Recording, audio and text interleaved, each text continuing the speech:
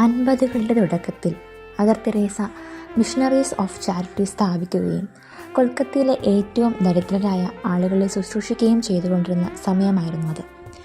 വർദ്ധിച്ചു വരുന്ന രോഗികളെയും അഗതികളെയും പരിചരിക്കാൻ അവർക്ക് കൂടുതൽ സ്ഥലവും മരുന്നുകളും ഭക്ഷണവും ആവശ്യമായിരുന്നു. എന്നാൽ അവരുടെ കയ്യിൽ പണമോ മറ്റു വിഭവങ്ങളോ തീരെ ഉണ്ടായിരുന്നില്ല.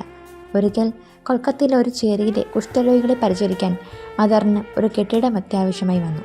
എന്നാൽ അതിന് വാടക നൽകാനോ മറ്റു ചിലവുകൾ വഹിക്കാനോ അവരുടെ പക്കൽ ഒരു വഴിയും ഉണ്ടായിരുന്നില്ല. സഹായത്തിനായി പല മാതൃകളിലും മുട്ടിയെങ്കിലും കാര്യമായ പ്രതികരണം ലഭിച്ചില്ല. സാധാരണക്കാരിയായ ഒരു കന്യാസ്ത്രീക്ക് അത്ര വലിയൊരു ആവശ്യം നിറവേറ്റാൻ കഴിയുമോ എന്ന് പലരും സംശയിച്ചു. തെരേസ നിരാശയായില്ല. അവർ ദൈവത്തിൽ പൂർണ്ണമായി ആശ്രയിച്ചു.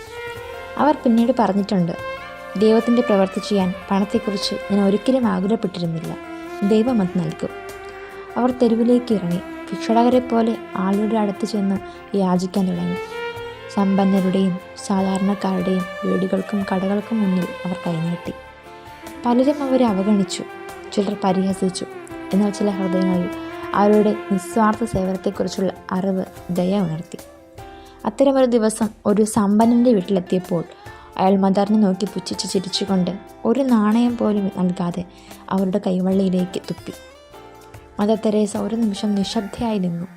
എന്നിട്ട് അവർ ശാന്തമായി പ്രതികരിച്ചു, നന്ദി.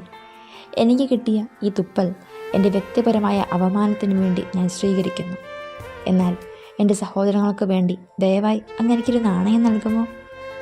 അവരുടെ ഈ പ്രതികരണം ആ മനുഷ്യനെ വല്ലാതെ അത്ഭുതപ്പെടുത്തി.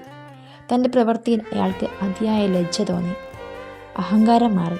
അയാളുടെ മനസ്സിൽ ദയ ഉണർന്നു. അയാൾ മദർ തെരേസയോട് ക്ഷമ ചോദിക്കുകയും അവർക്ക് വലിയൊരു തുക സഹായമായി നൽകുകയും ചെയ്തു. ഈ ഒറ്റ സംഭവം മതി മദർ തെരേസയുടെ അസാധാരണമായ എളിമയും സഹിഷ്ണുതയും അശരണരോടുള്ള പ്രതിബദ്ധതയും മനസ്സിലാക്കാൻ. അവർക്ക് യാചിക്കേണ്ടി വന്നപ്പോഴും അത് തങ്ങൾക്ക് വേണ്ടിയായിരുന്നില്ല, മറിച്ച് ലോകം ഉപേക്ഷിച്ചു കളഞ്ഞ അനേകം ആത്മാക്കൾക്ക് വേണ്ടിയായിരുന്നു. അവരുടെ ദൗത്യത്തിന് പണം ശേഖരിക്കാൻ അവർക്ക് ഒരിക്കലും മാനം നോക്കിയില്ല.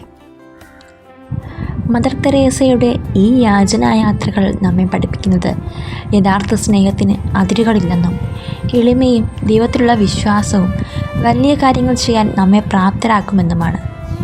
ലോകത്തിൻ്റെ ദൃഷ്ടിയിൽ നിസ്സാരമെന്ന് തോന്നുന്ന വഴികളിലൂടെ പോലും വലിയ ലക്ഷ്യങ്ങൾ നേടാൻ കഴിയും എന്ന് അവരുടെ ജീവിതം തെളിയിച്ചു.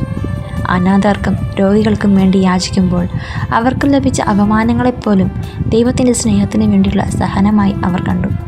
ഇത് ഓരോ വ്യക്തിയുടെയും ആത്മാഭിമാനം മാനിക്കാനും സ്നേഹം നൽകാനും നമ്മെ പ്രചോദിപ്പിക്കുന്നു.